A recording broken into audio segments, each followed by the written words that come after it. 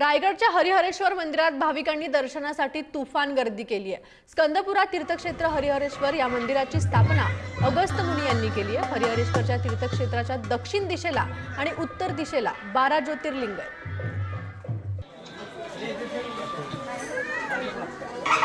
पण आज सकाळी महाशिवरात्री यात्रा या ठिकाणी मोठ्या भागात संपन्न होतो।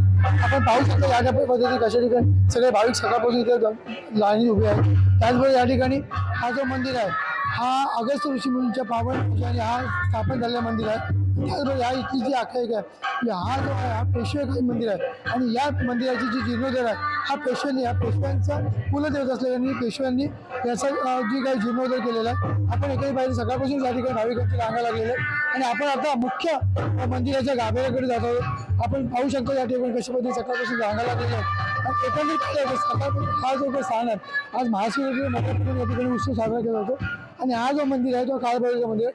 प्रथम या ठिकाणी जो काळभैरव मंदिर आहे त्याचबरोबर देवीचं मंदिर स्थान आहे आणि आपण एखादी पाहिलं तर या ठिकाणी सकाळपासून भाविकांच्या रांगा लागलेल्या आहेत आणि अशा हे जे मंदिर आहे हे काळभैरवचं मंदिर आहे आणि आपण पाहू शकता कशा पद्धतीने या ठिकाणी सुद्धा फुलांची सजावट करण्यात आलेली आहे आणि मोठ्या संख्येने भाविक जे या ठिकाणी जे आहेत आता आलेले आहेत। आपण पाहिलं तर हे काळभैरवचं मंदिर आहे तर आणि योगेश्वरी मातेचं मंदिर आहे। त्यामुळे या ठिकाणी सुद्धा प्रथम दर्शन केलं जातो। यानंतरच मंदिर मुख्य गाभाऱ्यामध्ये हा प्रवेश केला जातो। आपण एखादी पाहिलं सकाळपासून या ठिकाणी भाविकांच्या लांबच्या लांब रांगा लागलेत। भाविक मोठे सिद्धेने इथे येतात आणि आज महाशिवरात्रीचा उत्सव असल्यामुळं आपण पाहू शकता कशा पद्धतीने या ठिकाणी गर्दी आहे।